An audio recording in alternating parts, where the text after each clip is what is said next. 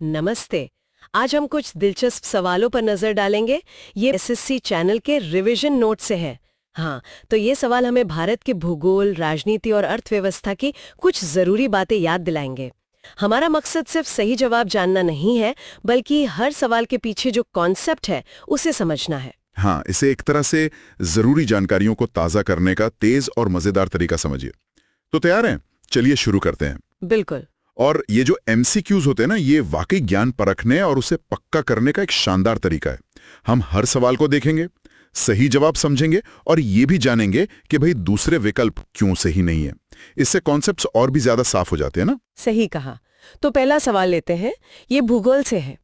तेलंगाना राज्य में कोयला सबसे ज्यादा कहाँ मिलता है? विकल्प है सिंगरेनी, रानीगंज, तालचेर और झरिया। नाम तो सारे सुने हुए लगते हैं। हाँ, सुने हुए तो होंगे ही। ये सभी भारत के महत्वपूर्ण कोयला क्षेत्र हैं, तो कंफ्यूजन हो सकता है। लेकिन देखिए, तेलंगाना के लिए सही जवाब है ए, सिंगरेनी कोलफील्ड्स। सिंगरेनी। हाँ, Singareni coalfields company limited SCCL एक सरकारी कंपनी है, वहीं से चलाती है। और ये तेलंगाना के भद्राद्री कोठागुडेम जिले में है। असल में ये दक्षिण भारत का सबसे प्रमुख कोयला उत्पादक है। अच्छा, दक्षिण भारत का। हाँ, और बाकी जो नाम है, रानीगंज पश्चिम बंगाल में है, तालचेर उड़ीसा में और झरिया तो झारखंड में है ही। ये सब अपनी अपनी जगह बहुत महत्वपूर्ण है, पर तेलंगाना में नहीं। ठीक है, तो लोकेशन याद रखना जरूरी है। सिंगरेनी मतलब तेलंगाना। ओके, अब एक थोड़ा अलग तरह का सवाल है। इसमें मैचिंग करनी है। हाँ, मिलान वाले सवाल। हाँ, एक तरफ पृथ्वी की सतह पर काम करने वाली प्रक्रियाएं हैं, जैसे अपक्षय मतलब वेदरिंग। हाँ, वेदरिंग। फिर जन आंदोलन, मास मूवमेंट। मास मूवमेंट, हाँ। कटाव और परिवहन, इरोजन एंड ट्रांसपोर्ट। और फिर अनाच्छादन, डिनोडेशन। और दूसरी तरफ है उनकी वजह, मतलब कौन सी ताकत काम कर रही है, गतिज ऊर्जा, गुरुत्वाकर्षण या रासायनिक क्रियाएं, सिर्फ गुरुत्वाकर्षण या बाहरी ताकतें। ये प्रक्रियाएं तो खैर पृथ्वी की सतह को लगातार बदलती ही रहती हैं। ठीक है। इसका सही मिलान है विकल्प ए, यानी A2, B3, C1, D4। A2, B3, C1, D4। ठीक है। हाँ, अब इसे थोड़ा खोलकर समझते हैं ना। ए, अपक्षय यानी वेदरिंग। इसका मतलब है चट्टानों का अपनी ही जगह पर टूटना फूटना। यह मौसम से, तापमान के उतार चढ़ाव से, पानी या हवा की केमिकल क्रियाओं से होता है। तो इसकी मुख्य वजह हुई रासायनिक क्रियाएं और आणविक तनाव, यानी विकल्प 2। अच्छा, तो ये अपनी जगह पर ही होता है। हाँ, बिल्कुल। फिर है बी, जन आंदोलन, मास मूवमेंट्स। इसमें मिट्टी, मलबा या चट्टानें ढलान पर नीचे खिसकती हैं, जैसे लैंडस्लाइड वगैरह। इसका सबसे बड़ा कारण है गुरुत्वाकर्षण, ग्रेविटी, विकल्प 3, जो हर चीज को नीचे खींचता है। हाँ जी, तो सीधा है, ग्रेविटी। फिर है सी, कटाव और परिवहन, इरोजन एंड ट्रांसपोर्ट। इसमें कोई चलती हुई चीज जैसे बहता पानी, तेज हवा या ग्लेशियर, वो चट्टानों को काटती है और उस मलबे को कहीं और ले जाती है। क्योंकि ये चीजें चल रही हैं, तो इनमें गतिज ऊर्जा होती है, काइनेटिक एनर्जी। विकल्प 1 वही ये काम करती है। ओके, चलने वाली ताकतें मतलब गतिज ऊर्जा। हाँ, और आखिर में है डी, अनाच्छादन, डेनुडेशन। ये एक तरह से इन सब का मिला जुला असर है। अपक्षय, जन आंदोलन, कटाव, सबका ये एक बड़ा टर्म है जो बताता है कि कैसे पृथ्वी की सतह की ऊपरी परतें धीरे धीरे हटती जाती हैं। ये सब बाहरी ताकतों का नतीजा है, एक्सटर्नल फोर्सेस। विकल्प 4। समझ गई। तो अनाच्छादन एक तरह से इन सब का सुपर बॉस हो गया। हाँ, कह सकते हैं। ये जानना दिलचस्प था कि हर प्रक्रिया के पीछे कौन सी ताकत है। चलिए, अब विषय बदलते हैं, भारत की जनसंख्या पर आते हैं। सवाल है कि भारत में जनसंख्या वृद्धि के अलग अलग चरणों को उनकी विशेषताओं से मिलाना है। कौन सा मेल सही है? जनसंख्या की ट्रेंड्स, हाँ, ये समझना तो देश की प्लानिंग के लिए बहुत जरूरी है। इस सवाल में सही मेल है विकल्प बी, चरण 3, 1951 से 81, जनसंख्या विस्फोट। चरण 3, 1951 से 81। जनसंख्या विस्फोट। हाँ। हुआ ये कि आजादी के बाद स्वास्थ्य सेवाओं में काफी सुधार हुआ, महामारियों पर कंट्रोल हुआ। इससे लोगों की औसत उम्र बढ़ी और मृत्यु दर, डेथ रेट, काफी तेजी से नीचे आए। लेकिन जन्म दर, बर्थ रेट, उतनी तेजी से कम नहीं हुई। लोग ज्यादा बच्चे पैदा करते रहे। अच्छा। नतीजा, 1951 से 1981 के बीच भारत की आबादी बहुत तेजी से बढ़ी। इसी दौर को जनसंख्या विस्फोट या पॉपुलेशन एक्सप्लोजन कहते हैं। हम्म। बाकी विकल्प गलत हैं। जैसे चरण 1 जो था 1901 से 1921, उसमें जन्म दर और मृत्यु दर दोनों ही बहुत ज्यादा थी।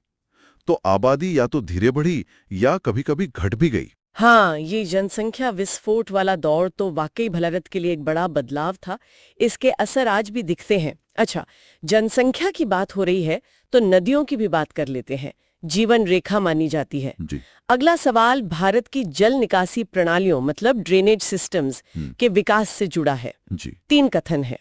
पहला कि पहले एक बड़ी इंडो ब्रह्मा नदी थी जो बाद में 3 हिस्सों में बंट गई। इंडो ब्रह्मा नदी। हाँ।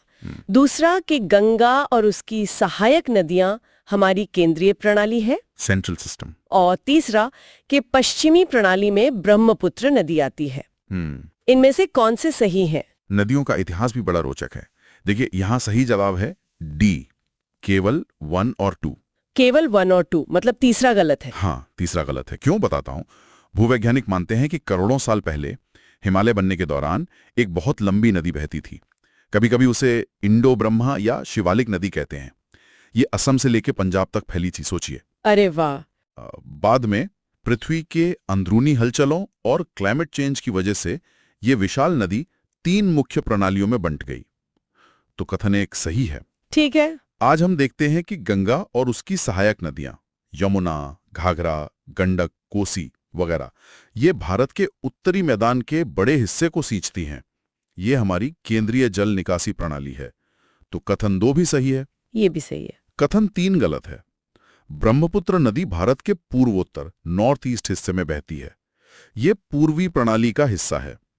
पश्चिमी प्रणाली में मुख्य रूप से सिंधु नदी, इंडस और उसकी सहायक नदियां आती हैं, झेलम, चिलाब, रावी, ब्यास, सतलुज, जो ज्यादातर पाकिस्तान में बहती हैं। ओ, तो ब्रह्मपुत्र पूर्व में है, पश्चिम में सिंधु है। समझ गए। वाह, मतलब हमारी आज की नदियां एक प्राचीन महानदी की विरासत हैं। कमाल है। चलिए, अब एक सीधा सा तथ्य वाला सवाल पूछते हैं। 2011 की जनगणना के हिसाब से भारत के किस राज्य की जनसंख्या सबसे कम थी? विकल्प हैं मणिपुर, अरुणाचल प्रदेश, सिक्किम या मिजोरम। हाँ, ये सवाल अक्सर कंफ्यूज करता है, खासकर अरुणाचल प्रदेश और सिक्किम में। सही उत्तर है सी, सिक्किम। सिक्किम। हाँ, 2011 की जनगणना के अनुसार सिक्किम की कुल आबादी भारत के सभी राज्यों में सबसे कम थी, लगभग 6 लाख के आसपास। अरुणाचल प्रदेश का जिक्र इसलिए आता है क्योंकि वहां जनसंख्या घनत्व, पॉपुलेशन डेंसिटी, सबसे कम है। अच्छा, घनत्व कम है। हाँ, मतलब प्रति वर्ग किलोमीटर एरिया में सबसे कम लोग रहते हैं। जमीन ज्यादा है, लोग कम फैले हुए हैं। लेकिन अगर हम कुल लोगों की गिनती करें, टोटल पॉपुलेशन, तो सिक्किम में अरुणाचल प्रदेश से भी कम लोग थे 2011 में। अच्छा, ये फर्क समझना जरूरी है, घनत्व और कुल जनसंख्या का। सबसे कम आबादी इज इक्वल टू सिक्किम, सबसे कम घनत्व is equal to Arunachal Pradesh. बिल्कुल, 2011 के अनुसार। चलिए, अब भूगोल से निकलकर थोड़ा अर्थव्यवस्था और कानून के मिले-जुले क्षेत्र में आते हैं। 2016 में एक महत्वपूर्ण कानून आया था, दिवाला एवं शोधन अक्षमता संहिता, insolvency and bankruptcy code, IBC। इसका मुख्य मकसद क्या था? 2016। हाँ, ये भारतीय अर्थव्यवस्था के लिए एक बड़ा सुधार माना जाता है। इसका प्राथमिक उद्देश्य था विकल्प सी, व्यवसायों में वित्तीय संकट के समाधान की प्रक्रिया को सरल और तेज बनाना। सरल और तेज बनाना। हाँ, इससे पहले क्या होता था कि अगर कोई कंपनी या व्यक्ति अपना कर्ज नहीं चुका पाता था, मतलब दिवालिया होने की कगार पर था, तो उससे पैसा वसूलने की कानूनी प्रक्रिया बहुत लंबी चलती थी, बहुत जटिल थी और कई अलग-अलग कानूनों में बंटी हुई थी। अच्छा। सालों लग जाते थे और अक्सर लेनदारों को, मतलब जिन्होंने कर्ज दिया था, उनको उनका पैसा वापस नहीं मिल पाता था। IBC ने इन सब को समेटकर एक यूनिफाइड कानून बनाया और एक टाइम लिमिट तय कर दी, जैसे 180 दिन, जिसे बढ़ाया भी जा सकता है। Time limit. हाँ, लक्ष्य ये है कि या तो जल्दी से कोई समाधान निकले जिससे कंपनी बच जाए, कारोबार चलता रहे, या फिर अगर कंपनी नहीं बच सकती तो उसकी संपत्ति को बेचकर लेनदारों का पैसा जल्दी से जल्दी चुकाया जाए।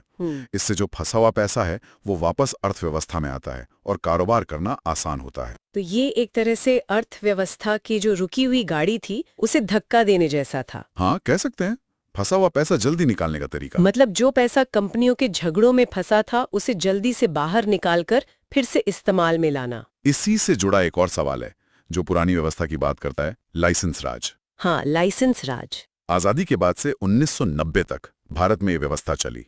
इसका एक बड़ा अनअपेक्षित नकारात्मक परिणाम क्या हुआ? हाँ, लाइसेंस राज शब्द ही उस दौर की कहानी कहता है ना। इसका सही जवाब है ए, नए व्यवसायों के लिए प्रवेश में बाधाओं का निर्माण, जिससे नवाचार बाधित हुआ और अक्षमताएं पैदा हुई। प्रवेश में बाधाएं? देखिए, लाइसेंस राज का मतलब था कि उद्योग लगाने, उत्पादन क्षमता बढ़ाने, यहां तक कि किस चीज का कितना उत्पादन करना है, इन सब के लिए सरकारी लाइसेंस या परमिट की जरूरत होती थी। इरादा शायद अच्छा था कि देश के संसाधनों का सही इस्तेमाल हो, योजना के मुताबिक विकास हो। लेकिन हुआ ये कि इस प्रक्रिया में बहुत ज्यादा नौकरशाही, लाल फीताशाही और हाँ, भ्रष्टाचार भी घुस गया। किसी भी काम के लिए अनुमति लेने में महीनों या साल लग जाते थे। इससे नए उद्यमियों के लिए, नए बिजनेसमैन के लिए बाजार में घुसना बहुत मुश्किल हो गया। अच्छा। और जब नए लोग आसानी से आ नहीं सकते तो क्या होता है, मुकाबला कम हो जाता है, कंपटीशन। और जब मुकाबला कम होता है तो पुरानी कंपनियों को अपनी क्वालिटी सुधारने या कुछ नया करने, मतलब इनोवेशन करने की जरूरत महसूस नहीं होती।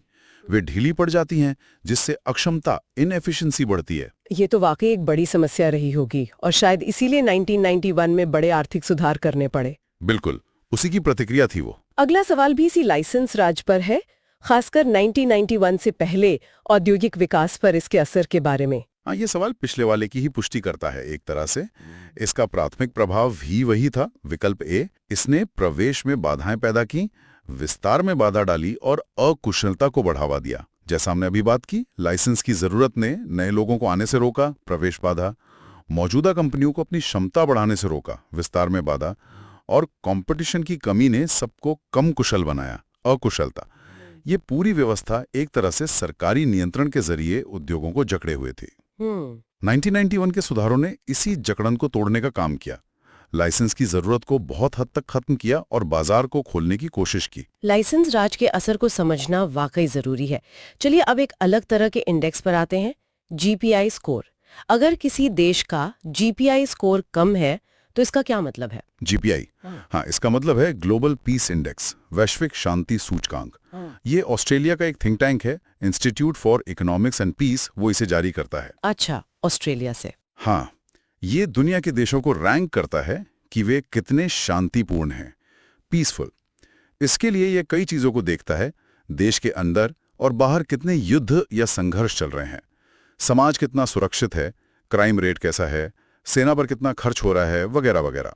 खास बात यह है कि इस इंडेक्स में स्कोर जितना कम होता है, देश उतना ही ज्यादा शांतिपूर्ण माना जाता है। ओह, कम मतलब अच्छा? हाँ, बिल्कुल, कम स्कोर इज इक्वल टू ज्यादा शांति। तो कम जीपीआई स्कोर का मतलब है ए, शांति का उच्च स्तर। आइसलैंड, न्यूजीलैंड जैसे देश अक्सर टॉप पर रहते हैं, मतलब सबसे कम स्कोर वाले। अच्छा, तो यहाँ कम स्कोर अच्छी बात है, शांतिपूर्ण देश। ठीक है, अब भारतीय राजनीति की ओर मुड़ते हैं। अगर भारत के राष्ट्रपति के चुनाव को लेकर कोई विवाद खड़ा हो जाए तो उसे कौन सुलझाएगा? चुनाव आयोग, सुप्रीम कोर्ट, लोकसभा या राज्यसभा? ये एक बहुत महत्वपूर्ण संवैधानिक सवाल है। राष्ट्रपति चुनाव देश का सर्वोच्च पद है ना, तो इससे जुड़े विवादों का निपटारा भी सर्वोच्च स्तर पर ही होता है। सही जवाब है बी, सर्वोच्च न्यायालय, सुप्रीम कोर्ट। Supreme court. हाँ, हमारे संविधान का अनुच्छेद 71(1) आर्टिकल 71(1) साफ कहता है कि राष्ट्रपति या उपराष्ट्रपति के चुनाव से संबंधित सभी शंकाओं और विवादों की जांच और फैसला केवल सुप्रीम कोर्ट ही करेगा और उसका फैसला अंतिम माना जाएगा, फाइनल। अच्छा, केवल सुप्रीम कोर्ट? हाँ, चुनाव आयोग चुनाव कराने की प्रक्रिया जरूर देखता है, लेकिन अगर चुनाव की वैधता पर ही सवाल उठ जाए तो मामला सुप्रीम कोर्ट में ही जाता है। यानी चुनाव आयोग चुनाव करवाता है पर चुनावी झगड़े सुप्रीम कोर्ट सुलझाता है। स्पष्ट है।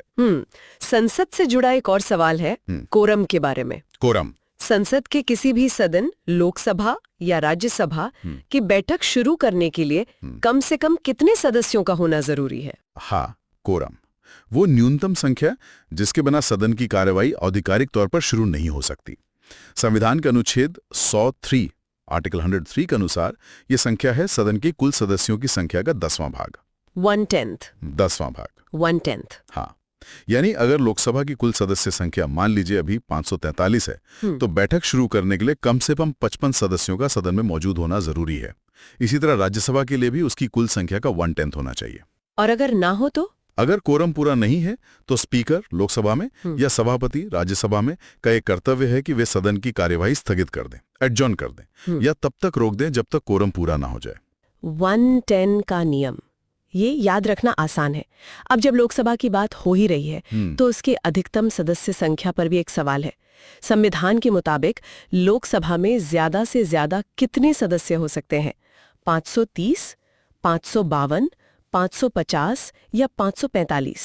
ये सवाल थोड़ा पेचीदा है क्योंकि इसमें हाल ही में एक बदलाव हुआ है। बदलाव हुआ है? हाँ, सही उत्तर है सी, 550 सदस्य। 550। पहले तो 552 सुना था। हाँ, बिल्कुल सही सुना था। पहले संविधान में व्यवस्था थी कि लोकसभा की अधिकतम संख्या 552 हो सकती थी। इसमें 530 सदस्य राज्यों से चुनकर आते, 20 केंद्र शासित प्रदेशों से और 2 एंग्लो इंडियन समुदाय से राष्ट्रपति द्वारा मनोनीत किए जाते थे, नॉमिनेट। हाँ, वो 2 एंग्लो इंडियन वाले। हाँ, लेकिन 2019 में 104वां संविधान संशोधन अधिनियम पारित हुआ। इस संशोधन ने लोकसभा और राज्य विधानसभाओं में एंग्लो इंडियन समुदाय के लिए सीटों के नामांकन को समाप्त कर दिया। ओह, तो वो खत्म हो गया। हाँ, वो जो 2 मनोनीत सदस्यों का प्रावधान था वो अब नहीं रहा।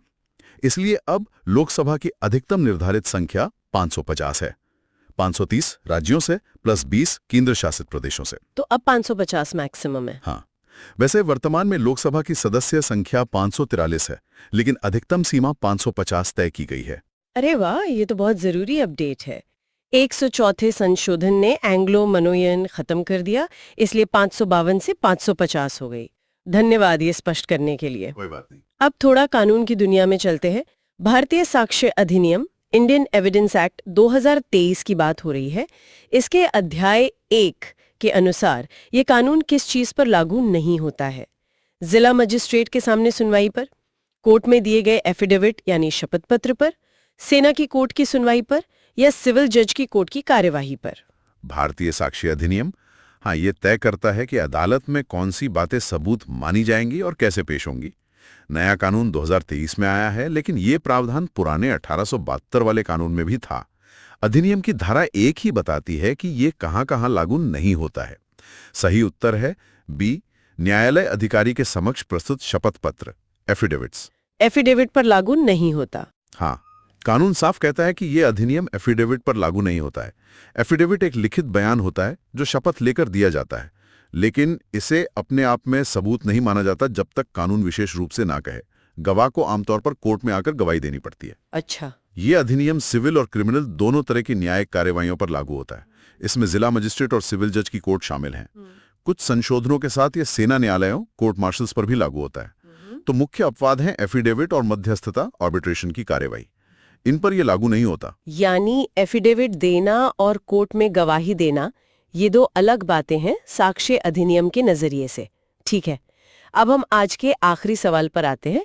ये medical termination of pregnancy act, MTP act यानी गर्भपात कानून से जुड़ा है। 2021 में इसमें एक संशोधन हुआ था। उस संशोधन ने कानूनी गर्भपात के ढांचे को कैसे बदला? के लिए गर्भपात के लिए गर्भकालीन सीमा बढ़ाकर 24 सप्ताह की गई। 20 हफ्ते से 24 हफ्ते। हाँ, लेकिन सिर्फ विशेष मामलों में। पहले ज्यादातर मामलों में कानूनी गर्भपात की ऊपरी सीमा 20 हफ्ते थी। 2021 के संशोधन ने कुछ खास परिस्थितियों में इस सीमा को बढ़ाकर 24 हफ्ते कर दिया। ये खास परिस्थितियां कौन सी हैं?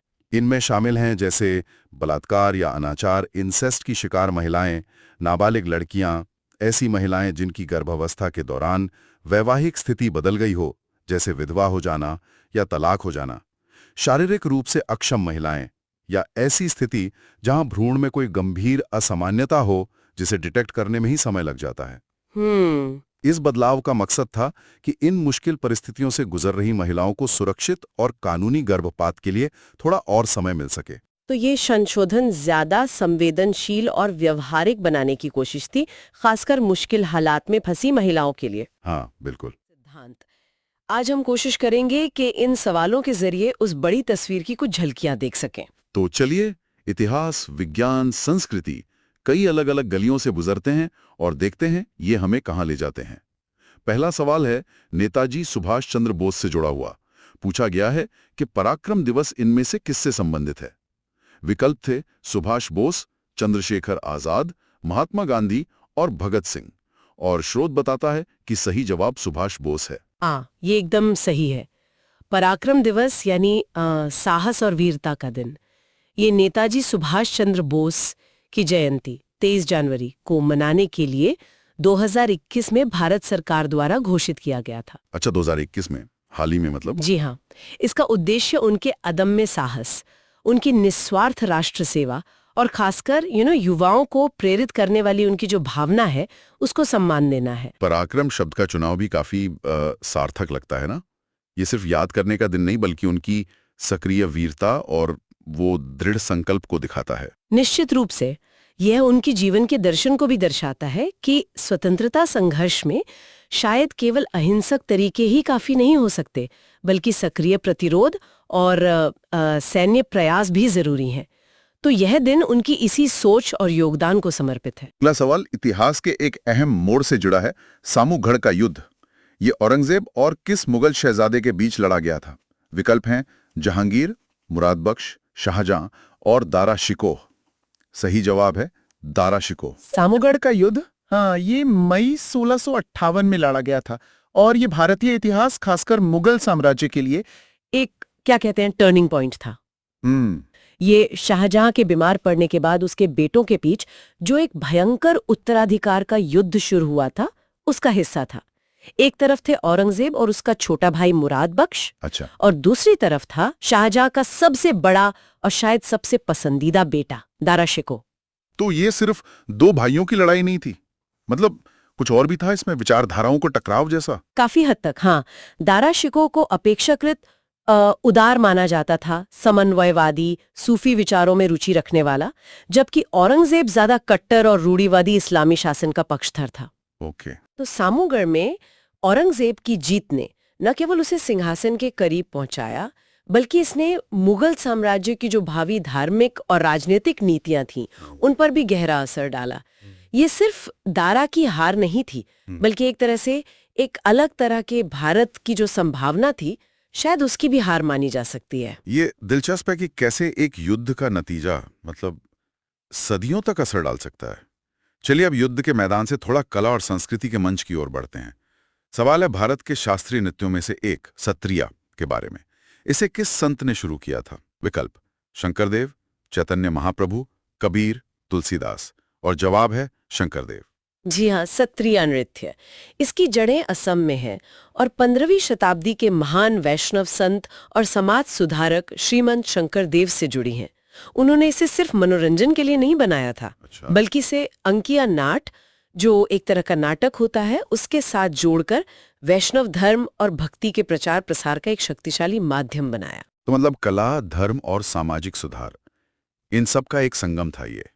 क्या बात इसे अन्य शास्त्रीय नृत्यों से थोड़ी अलग बनाती है? हाँ, इसकी कई खासियतें हैं। एक तो इसका जुड़ाव सत्रों से रहा है, जो असम के वैष्णव मठ होते हैं, जहां ये पीढ़ियों से विकसित हुआ। सत्र, ओके। दूसरे, इसमें कहानी कहने पर जोर होता है, मतलब नृत्य, संगीत और अभिनय का एक संतुलन होता है। इसकी वेशभूषा, आभूषण वो भी काफी विशिष्ट होते हैं। और सबसे महत्वपूर्ण बात, इसे लंबे समय तक केवल पुरुषों द्वारा ही किया जाता था, खासकर मठों के अंदर।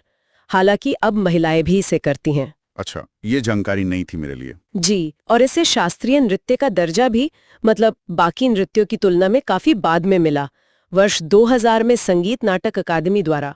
वाह, इतिहास, परंपरा और कला का कितना गहरा रिश्ता है। अब जरा पर्यावरण की ओर देखें। एक बहुत प्रसिद्ध आंदोलन से जुड़ा सवाल है, चिपको आंदोलन। इसके दौरान ग्रामीणों ने पेड़ों को बचाने के लिए कौन सा तरीका अपनाया था? विकल्प थे हिंसक विरोध, पेड़ों को गले लगाना, मुकदमा करना या जंगल जलाना। इसका जवाब तो शायद हम सबको पता ही है। हाँ, ये तो काफी जाना माना है। पेड़ों को गले लगाना। बिल्कुल, ये तरीका ही इस आंदोलन की पहचान बन गया। 1970s के दशक में उत्तराखंड, जो तब उत्तर प्रदेश का हिस्सा था, उसके गढ़वाल क्षेत्र में जब व्यावसायिक कटाई के लिए पेड़ों पर खतरा आया, तो स्थानीय लोग और उनमें भी खासकर महिलाएं वो पेड़ों से सचमुच लिपट गईं ताकि कुल्हाड़ियां उन तक न पहुंच सकें। ये सिर्फ पेड़ों को बचाने का एक तरीका नहीं था, ये मतलब प्रकृति के साथ उनका जो गहरा रिश्ता था, उनकी आजीविका के साधनों की रक्षा और गांधीवादी अहिंसक प्रतिरोध का एक बहुत शक्तिशाली प्रतीक बन गया। और इसका असर सिर्फ भारत तक ही सीमित नहीं रहा है ना, ऐसा सुना है मैंने। नहीं, बिल्कुल नहीं। चिपको आंदोलन ने दुनिया भर के पर्यावरण कार्यकर्ताओं और आंदोलनों को प्रेरित किया।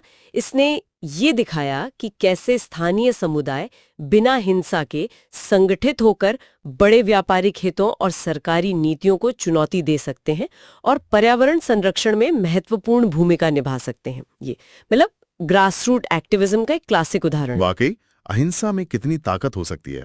चलिए अब विज्ञान की थोड़ी जटिल दुनिया में प्रवेश करते हैं। सवाल कोशिका चक्र यानी सेल साइकिल के G0 यानी G0 चरण के बारे में है। पूछा गया है कि G0 के बारे में सबसे सटीक कथन कौन सा है। सही कथन है सी। ये एक अस्थायी मौन चरण है जहां कोशिकाएं कोशिका चक्र से बाहर निकल जाती हैं। G0 चरण, हाँ, ये वाकई दिलचस्प है। इसे अक्सर शांत अवस्था कहते हैं, क्विसेंट स्टेज या आराम की अवस्था। लेकिन ये समझना जरूरी है कि ये निष्क्रिय अवस्था नहीं है। अच्छा, इसे ऐसे समझें जैसे एक कार का इंजन तो चालू है पर गाड़ी पार्क की हुई है, चलने के लिए तैयार। G0 चरण में कोशिकाएं विभाजित नहीं हो रही होती, लेकिन वे पूरी तरह से चयापचय रूप से सक्रिय होती हैं, मतलब मेटाबॉलिकली एक्टिव। अपने सामान्य काम जैसे प्रोटीन बनाना या ऊर्जा पैदा करना वो सब करती रहती हैं। तो ये कोशिकाएं मतलब रिटायर नहीं हुई हैं, बस विभाजन के काम से एक तरह का ब्रेक ले लिया है। क्या ये हमेशा के लिए ब्रेक पर चली जाती हैं? कुछ कोशिकाएं हैं जैसे हमारी तंत्रिका कोशिकाएं, न्यूरॉन्स या हृदय की मांसपेशी कोशिकाएं, वो एक बार परिपक्व होने के बाद स्थायी रूप से G0 में चली जाती हैं और फिर सामान्यतः विभाजित नहीं होती। लेकिन कई अन्य कोशिकाएं जैसे लिवर कोशिकाएं या लिम्फोसाइट्स, जो एक तरह की श्वेत रक्त कोशिका है, वो G0 में अस्थायी रूप से रहती हैं। जब शरीर को जरूरत होती है, मान लीजिए चोट लग गई मरम्मत के लिए या कोई इन्फेक्शन हो गया उससे लड़ने के लिए, तो इन्हें सही सिग्नल मिलते हैं और ये वापस कोशिका चक्र में प्रवेश करके विभाजित होना शुरू कर देती हैं। इसका मतलब है कि G0 चरण कोशिका के सामान्य कामकाज और शरीर की मरम्मत के लिए बहुत महत्वपूर्ण है। और शायद जब ये नियंत्रण बिगड़ता है तब दिक्कतें आती हैं। बिल्कुल। G0 चरण से बाहर निकलकर अनियंत्रित रूप से विभाजित होना, यही तो कैंसर कोशिकाओं की एक पहचान है। इसलिए कोशिका चक्र के इस ब्रेक या एग्जिट पॉइंट को समझना सामान्य विकास और बीमारियों, खासकर कैंसर को समझने के लिए बहुत जरूरी है ना कमाल की बात। कोशिकाओं का अपना ट्रैफिक सिग्नल सिस्टम है एक तरह से। अब भौतिकी की ओर बढ़ते हैं। सवाल है कि जब कोई तरंग, कोई वेव किसी बहुत छोटे छेद, नैरो स्लिट या किसी बाधा के किनारे से गुजरती है तो कौन सी घटना होती है? विकल्प अपवर्तन, रिफ्रैक्शन, परावर्तन, रिफ्लेक्शन, अवशोषण, अब्जॉर्प्शन या विवर्तन, डिफेक्शन। सही उत्तर है विवर्तन, हाँ, डिफ्रैक्शन। ये तरंगों का एक मूलभूत गुण है और ये सिर्फ प्रकाश के साथ नहीं होता, बल्कि ध्वनि तरंगों, पानी की सतह पर उठने वाली तरंगों, यहाँ तक कि क्वांटम लेवल पर कणों के साथ भी होता है, जो तरंग की तरह व्यवहार करते हैं। अच्छा, सरल शब्दों में कहें तो जब कोई तरंग किसी बाधा के किनारे से या किसी संकरे रास्ते से गुजरती है तो वो सीधी रेखा में चलने की बजाय उस किनारे या रास्ते के चारों ओर मुड़ जाती है या फैल जाती है। जैसे कि दरवाजे के नीचे से अगर रोशनी आ रही हो तो वो थोड़ी फैल जाती है, या दीवार के पीछे खड़े होने पर भी बाहर से आती आवाज सुनाई दे जाती है। बिल्कुल सही उदाहरण है। ध्वनि तरंगे प्रकाश तरंगों की तुलना में ज्यादा विवर्तित होती हैं क्योंकि उनकी तरंग दैर्घ्य, वेवलेंथ ज्यादा होती है। इसीलिए हम किसी कोने के आसपास खड़े व्यक्ति की आवाज सुन सकते हैं, भले ही हम उसे देख ना पाएं। विवर्तन ही हमें बताता है कि तरंगे हमेशा सीधी रेखा में नहीं चलती, खासकर जब वे किसी बाधा का सामना करती हैं, और ये माइक्रोस्कोप से लेकर रेडियो तरंगों के संचार तक कई तकनीकों में महत्वपूर्ण भूमिका निभाता है। तो तरंगों का ये रास्ता बदलना या फैल जाना, यही विवर्तन है। बहुत दिलचस्प। अब अंतरिक्ष की गहराइयों में झांकते हैं। अगला सवाल ग्रहों की गति से जुड़ा है, जिसे केपलर के नियम के रूप में भी जाना जाता है। सवाल है, आवर्त नियम के अनुसार किसी ग्रह की परिक्रमा अवधि, पीरियड का वर्ग किसके समानुपाती होता है? सही उत्तर है बी, उसकी कक्षा के अर्धदीर्घ अक्ष, सेमी मेजर एक्सिस के घन के। जी, ये योहानिस केपलर का तीसरा और शायद सबसे प्रसिद्ध नियम है। जो उन्होंने 17वीं सदी की शुरुआत में दिया था। ये नियम सौर मंडल के सभी ग्रहों पर लागू होता है और अब हम जानते हैं कि दूसरे तारों के ग्रहों पर भी।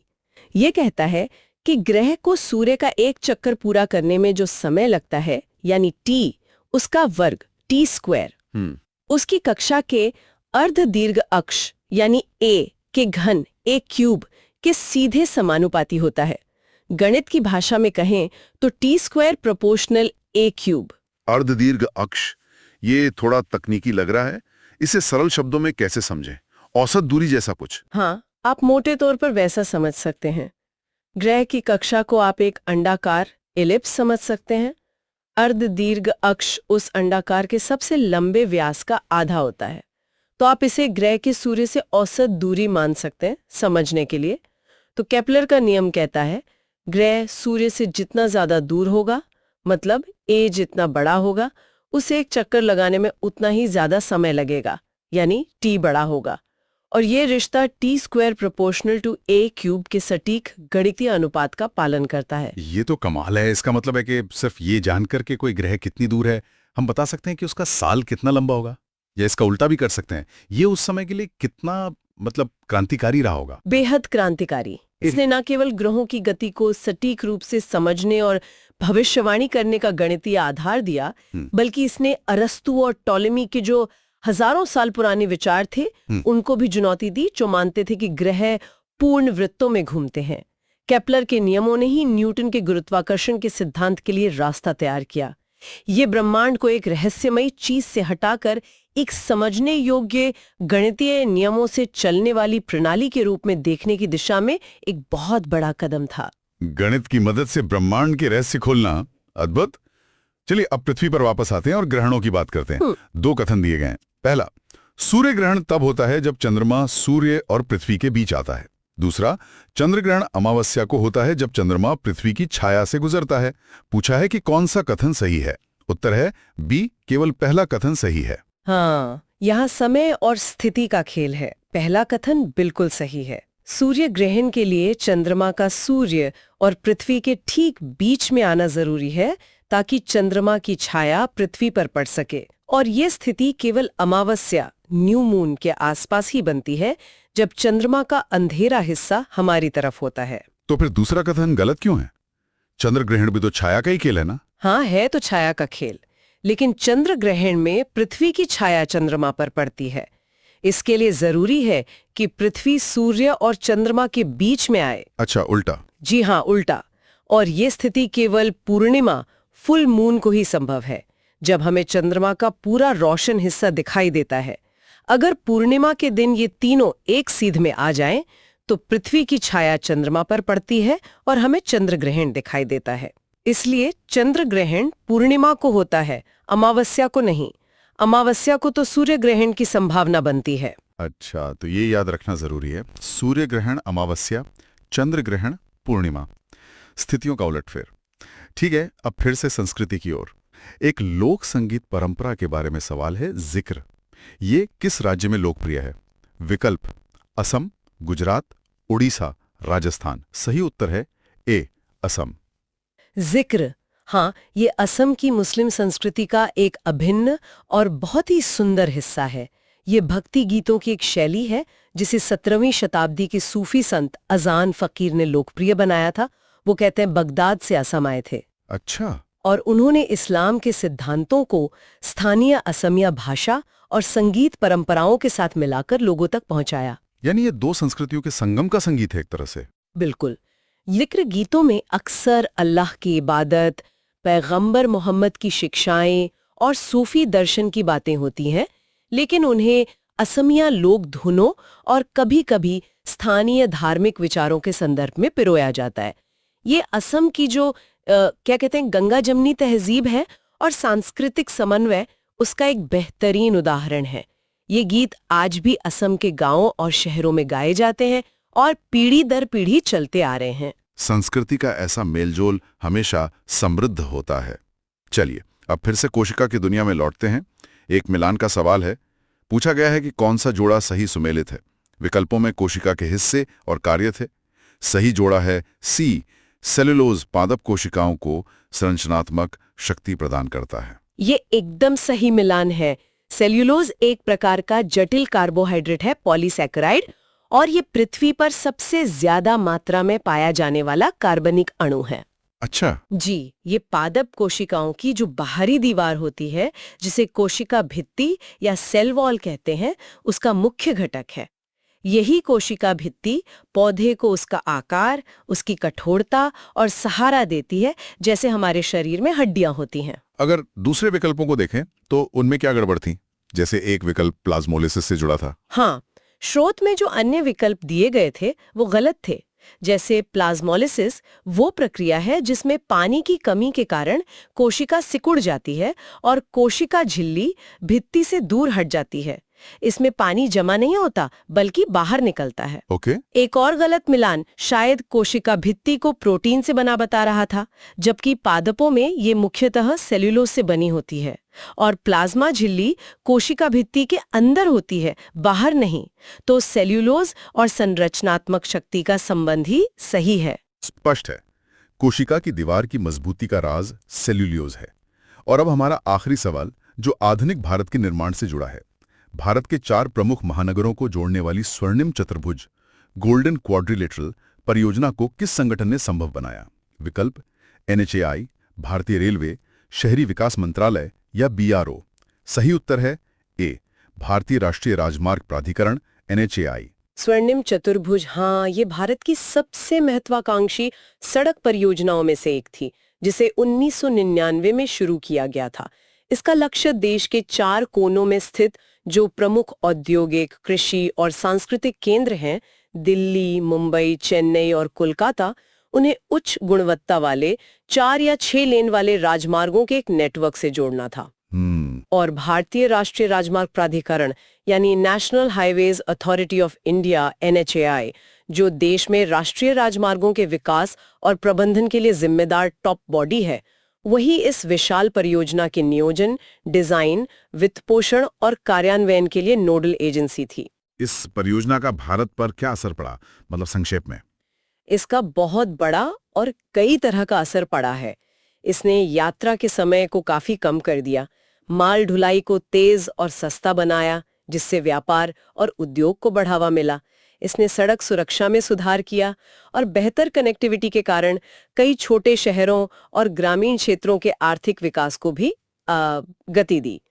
ये भारत के बुनियादी ढांचे में आधुनिकीकरण में एक मील का पत्थर माना जाता है। तो देखा आपने, आज हमने इतिहास के युद्धों से लेकर कोशिका के अंदरूनी कामकाज तक और आसमान के ग्रहों से लेकर जमीन पर बनी सड़कों तक कितनी अलग अलग चीजों को छुआ। ज्ञान का दायरा वाकई बहुत बड़ा है। और सबसे दिलचस्प बात यह है कि ये सब अलग थलग नहीं है।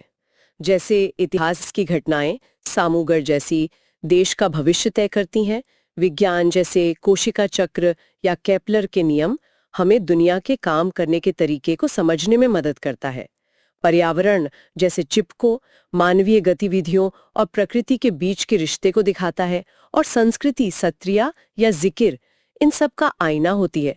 सब कुछ कहीं ना कहीं एक दूसरे से जुड़ा है। बिल्कुल, जैसे स्वर्णिम चतुर्भुज का बनना सिर्फ इंजीनियरिंग का कमाल नहीं है, ये अर्थशास्त्र, राजनीति और सामाजिक बदलावों से भी जुड़ा है। या चिपको आंदोलन सिर्फ पर्यावरण का मुद्दा नहीं था, वो सामाजिक न्याय और स्थानीय अधिकारों की लड़ाई भी थी। यही बात है, जब हम इन तथ्यों को सिर्फ अकेले देखते हैं तो वे सामान्य ज्ञान के प्रश्न लगते हैं, लेकिन जब हम उनके बीच के कनेक्शन को देखने की कोशिश करते हैं तो वे हमें दुनिया की एक ज्यादा गहरी और जुड़ी हुई समझ देते हैं। तो शायद आज का सबसे बड़ा सवाल ये है कि क्या ज्ञान वाकई अलग अलग विषयों जैसे इतिहास, विज्ञान, कला के डिब्बों में बंद है, या फिर ये एक विशाल आपस में गुंथा हुआ जाल है जिसे हम लगातार अपनी समझ और अनुभवों से बुनते रहते हैं। सोचने के लिए एक दिलचस्प ख्याल है ना? निश्चित रूप से। शायद असली समझ इन डिब्बों की दीवारों को गिराने और उनके बीच के पुल बनाने में ही है। उम्मीद है इस जानकारी की खोज में आपको मजा आया होगा और कुछ नया सोचने को मिला होगा। अपनी जानने की इच्छा को हमेशा जलाए रखें।